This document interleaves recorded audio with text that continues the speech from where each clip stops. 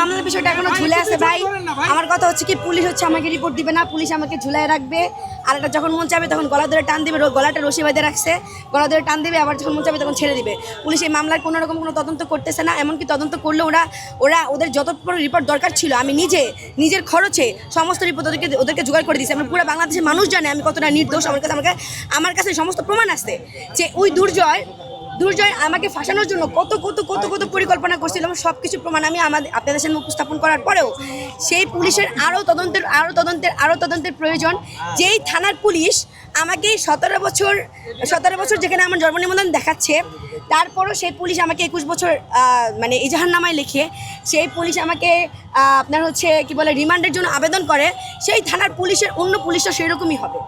আমি যদিও আমার অন্য পুলিশদের উপরে ভরসা ছিল, কিন্তু এই পুলিশ আমাদের থেকে মনে করেন কোনো রকম কোনো রিপোর্ট, আমি ওনাকে বলছি আপনি যদি আমার বিরুদ্ধে কোনো প্রমাণ পান আপনি চার্জশিটই প্রেজেন্ট করেন না।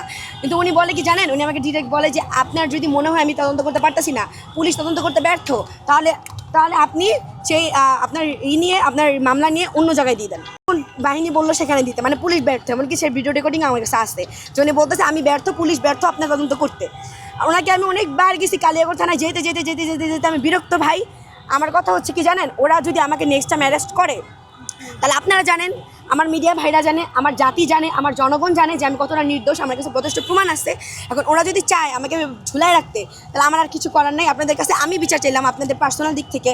আপনারা একটু আমার যদি আপনারা তো চিনেন, ঝুলাই ওপর থানায় অনেকেই আছে যারা আমাকে চিনে। 50 কোটি টাকা চাঁদাবাজি করার মতো মেয়ে আপনাকে আমাদের দেখে মনে হয়, আমাকে দেখে মনে হয়।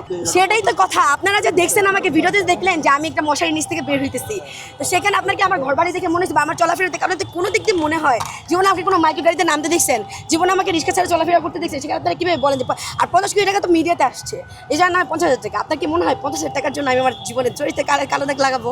আরে ভাই, কোটি কোটি সংগঠন দাঁড়ায় আছে, কোটি কোটি মানুষ দাঁড়ায় আছে আমাকে টাকা দেওয়ার জন্য, যে কোনো আমাকে সংগঠনে নেওয়ার জন্য। সেখানে আমি কোনো রকম কোনো কিছু অ্যাকসেপ্ট না করে আমার হচ্ছে কি বলে, আমার অনেক ওয়ে ছিল অন্তর্বর্তীকালীন সরকার থাকা অবস্থায় আমার অনেক ওয়ে ছিল টাকা আর্ন করার।